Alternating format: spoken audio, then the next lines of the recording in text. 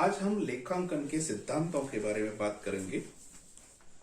किसी भी प्रकार का कोई विषय होता है तो उसके सिद्धांत होंगे, उसी के आधार पर वह विषय सर्वाइव होगा या उसके विषय की लेखा प्रणाली, कार्य प्रणाली स्वीकृत होगी। जैसे हमारे पास भौतिक विज्ञान होता है, उसमें नियम अटल होते हैं, हमेशा नियम एक जैसे होते हैं। जहां हम बहुत सिंपल सी बात करें, हम 2 + 2 = 4, ये गणित का नियम है, ये अटल नियम है, हमेशा वैसा ही रहेगा, सदियों तक वैसा ही रहेगा, इसके अंदर कभी परिवर्तन नहीं हो सकता। लेकिन लेखांकन के नियम इतने अटल नहीं है, लेखांकन फोल्डेबल है, लेखांकन के सिद्धांत जो है वो लचीले हैं, एकदम कठोर या अटल नियम नहीं है। विश्व में लेखांकन के सिद्धांत इसलिए आवश्यक है कि विभिन्न देशों के बीच में जब एक विनियोक्ता भारत की कंपनी में विनियोग करता है, एक विनियोक्ता जो अमेरिका का है भारत की कंपनी में विनियोग करता है, वह किसी दूसरे देश की कंपनी में विनियोग करता है जो अमेरिका की कंपनी के अंदर भी विनियोग करता है, उन्हें प्रत्येक देश की जो अंतिम खाते हैं उनको उसी तरीके से समझ पाए जो सभी सार्वभौमिक है। यदि भारत के नियम अलग होंगे लेखांकन के, जो ब्रिटेन है वहां के नियम अलग होंगे, रसिया के नियम अलग होंगे, यूएस के नियम अलग होंगे, तो एक विनियोक्ता के लिए निर्णय करना आसान नहीं होगा। इसीलिए पूरे विश्व के अंदर लेखांकन के जो नियम है वह सार्वभौमिक और कॉमन नियम है।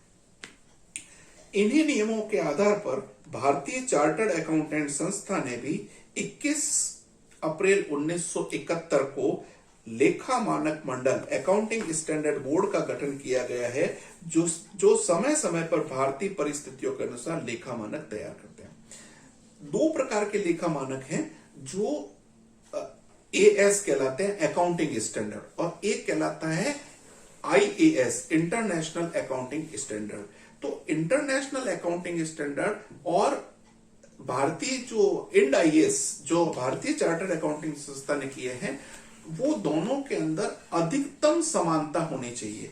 हो सकता है कुछ परिस्थितियां भारत के अंदर अलग हो, इसलिए वह भारतीय लेखा मानक जो संस्थान है वो अंतरराष्ट्रीय लेखा मानक जो है उसके कंपेयर में वो भारत में किस प्रकार से लागू हो सकता है, उसके आधार पर लेखा मानक बनाए थे। तो लेखांकन सिद्धांतों के कुछ नियम होते हैं। लेखांकन सिद्धांत जो बनते हैं वो उपयोगिता के आधार पर बनते हैं, उनकी यूटिलिटी क्या है। नंबर दूसरा, वह वस्तुनिष्ठ होते हैं। लेखांकन सिद्धांत वस्तुनिष्ठ होना चाहिए, अर्थात वे ऐसे होने चाहिए कि उनका उपयोग करने वाला व्यक्ति उनका एक ही अर्थ लगाए। जैसे सपोज करिए एक अकाउंटिंग स्टैंडर्ड IND-AS बना हुआ है, AS7 वर्तमान के अंदर, उसमें अलग अलग व्यक्ति उस लेखांकन सिद्धांत का उपयोग कर रहे हैं, लेकिन प्रत्येक व्यक्ति उन सिद्धांतों को एक ही प्रकार से समझे और एक ही प्रकार से उपयोग लाए। व्यवहारिकता, लेखांकन सिद्धांत व्यवहारिक होने चाहिए, जो फॉलो किए जा सकते हैं। आपने इतने कठिन बना दिए जिनको फॉलो किया जाना संभव नहीं है तो वह लागू नहीं हो पाएंगे।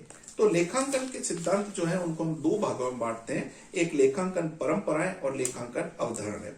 परंपरा वो होती है जो आम सहमति पर आधारित व्यवहार या रस्म होती है, उसके लिए अलग से कोई नियम नहीं होता, लेकिन जैसा है वैसा ही उसको फॉलो किया जाता है। जैसे हम बहुत सिंपल सी बात कहें, हम दिवाली के अंदर दिए जलाते हैं, होली के अंदर कलर से हम होली खेलते हैं, गुलाल से खेलते हैं, ये एक हमारी परंपरा बन गई। होली के दिन आप दिए नहीं जलाएंगे या दिवाली के दिन आप कलर से होली कलर नहीं खेलेंगे, ये एक परंपरा है। तो परंपरा को जैसे आम रस्म होती है उसके आधार पर समझा जाता है और उसी का पालन किया जाता है।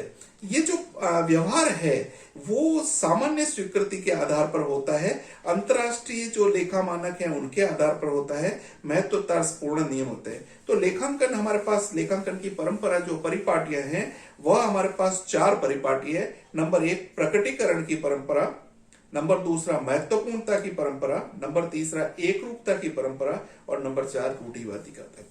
ये एक सर्वमान्य सर्वसम्मति से आम राय के आधार पर निर्मित होती है। तो सबसे पहले हम बात करते हैं प्रकटीकरण की परंपरा। प्रकटीकरण का मतलब होता है विवरण पत्र, जो अंतिम लिखे होते हैं, जो हमारे पास balance sheet, profit and loss account, cash flow statements वगैरह होते हैं। इन विवरणों के माध्यम से प्रकट की गई सूचनाओं के आधार पर यह संभव होता है कि विवरण पत्र सही और उचित है या नहीं। तो अंतिम खाते जो हमारे पास में हम जनता के लिए या उसके हितग्राही व्यक्तियों के लिए जो बनाते हैं, उन विवरण पत्रों को प्रकटीकरण की परंपरा के आधार पर बनाया जाता है। दूसरा है महत्वपूर्णता संबंधी परंपरा। लेखापाल को केवल महत्वपूर्ण मदों को स्पष्ट एवं पृथक प्रकटीकरण के संबंध में लेखांकन के सिद्धांतों का पालन किया। मतलब जो छोटी छोटी सी मदें हैं उनका अलग अलग खाता नहीं खोलकर, जो महत्वपूर्ण मद हैं उन्हीं के आधार पर खाता खोला जाए। जैसे स्टेशनरी का हमने एक खाता खोल दिया, अब स्टेशनरी में रजिस्टर है, कॉपी है, पेंसिल है, पेन है, स्केल है, कैलकुलेटर है, इन सभी का अलग अलग खाता न खोलकर हमने एक खाता ही खोला, वह हमारे पास में स्टेशनरी का खाता खोला। अब जो ये महत्वपूर्णता वर्ड है, यह अलग अलग दशाओं में अलग अलग निर्भर करती है। एक छोटे से व्यापार के लिए कुछ चीज कम महत्वपूर्ण है, लेकिन बड़े व्यापार के लिए वह चीज अधिक महत्वपूर्ण है। इसी प्रकार बड़े व्यापार के लिए कुछ राशि कम महत्वपूर्ण हुई, लेकिन छोटे व्यापार के लिए वह राशि ज्यादा महत्वपूर्ण है। जैसे हम कहें एक बड़ी कंपनी है, वहां पर जो सेल्स है वो 500 करोड़, 200 करोड़, 300 करोड़ है।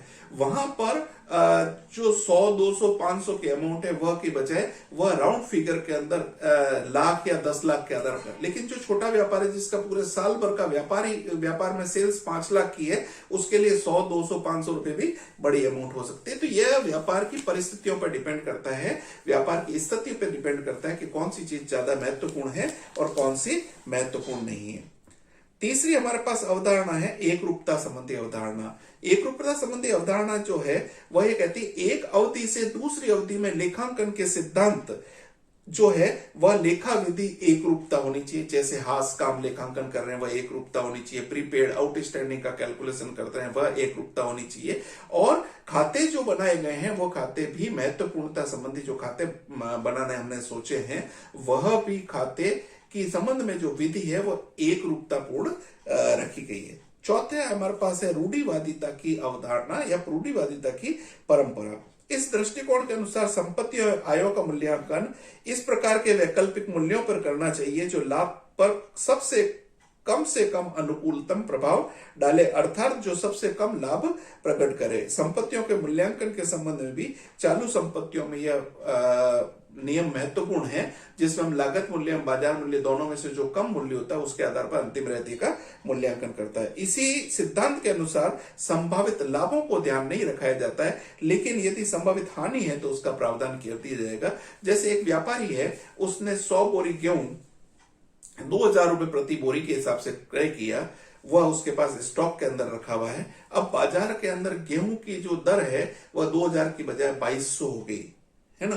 लेकिन हम जब तक लाभ वसूल नहीं होगा तब तक उस लाभ को रिकॉग्नाइज नहीं करेंगे। लेकिन यदि बाजार में मूल्यों में कमी हो गई है, यदि स्टॉक के अंदर रेट के अंदर कमी हो गई, गेहूं हमने 2000 रुपए प्रति बोरी खरीदा, बाजार में 1800 रुपए प्रति बोरी हो गया है, तो हम लागत मूल्य और बाजार मूल्य दोनों में से कम के आधार पर अंतिम स्टॉक का मूल्यांकन किएंगे। यह हमारे पास रूढ़िवादिता की परंपरा कहती है। लेखांकन सिद्धांतों का दूसरा पार्ट होता है जिसे हम लेखांकन की अवधारणा कहते हैं।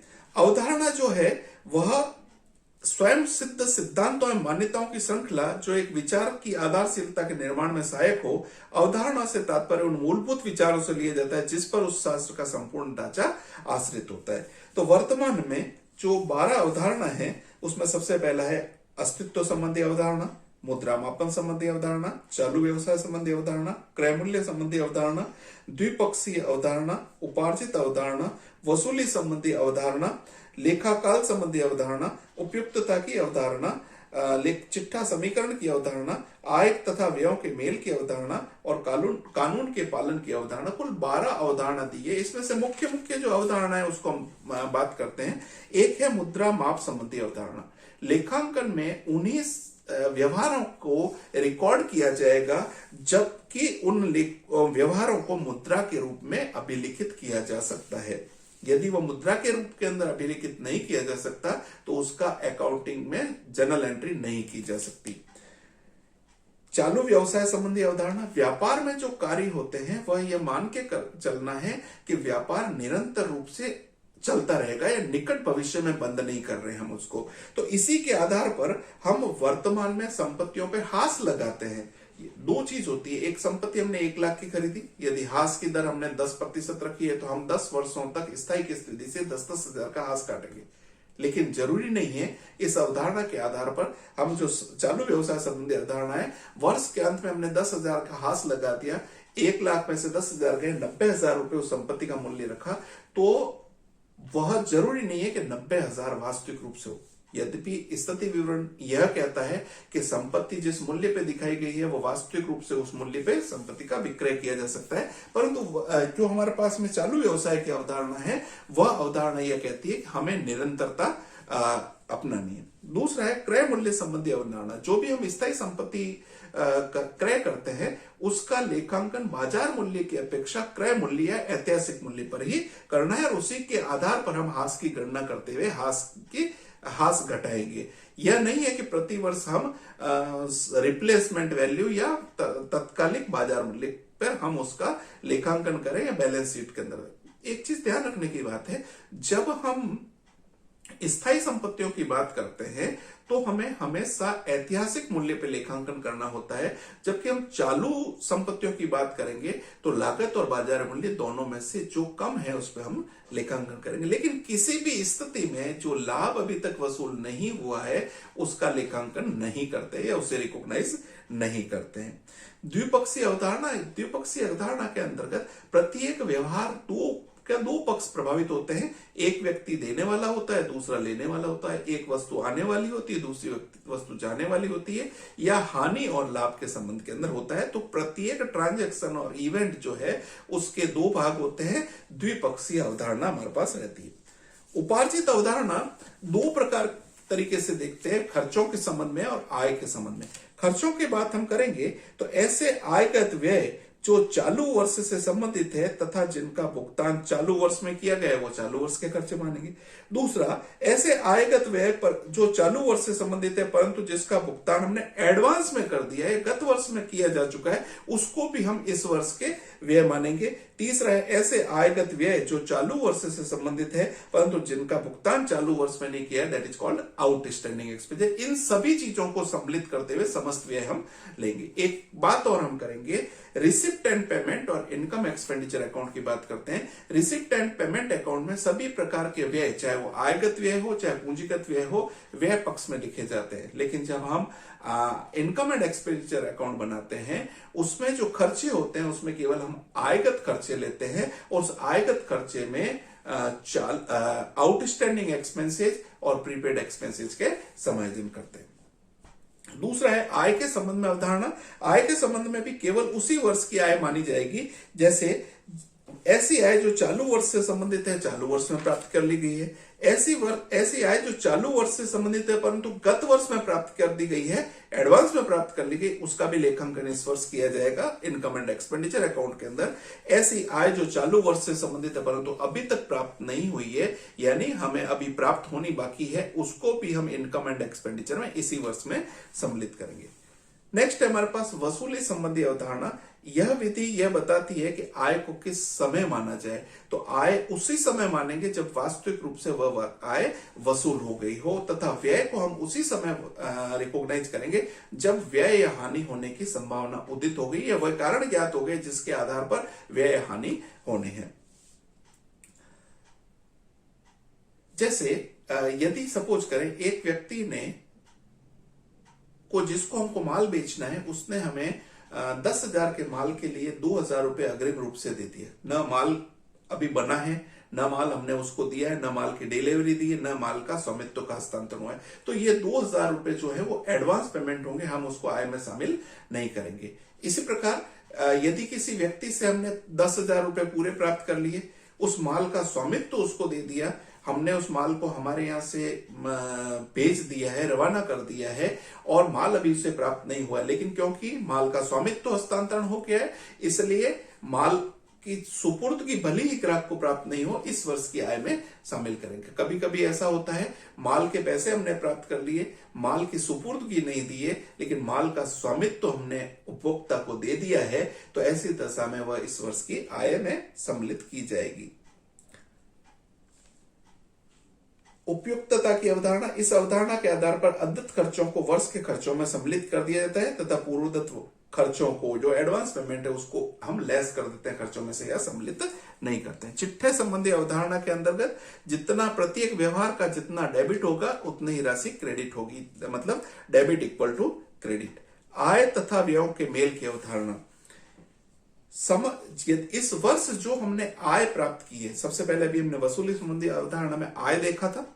आय जो इस वर्ष की हमने रिकॉग्नाइज की है, जो आय प्राप्त हमने की है, उस आय प्राप्त करने के जितने खर्चे हैं, चाहे उनका भुगतान इस वर्ष हुआ हो अथवा नहीं हुआ हो, चाहे हमने उस खर्चों का भुगतान अग्रिम रूप से गत वर्षों में कर दिया है, तो भी हम इस खर्चे में जोड़ेंगे।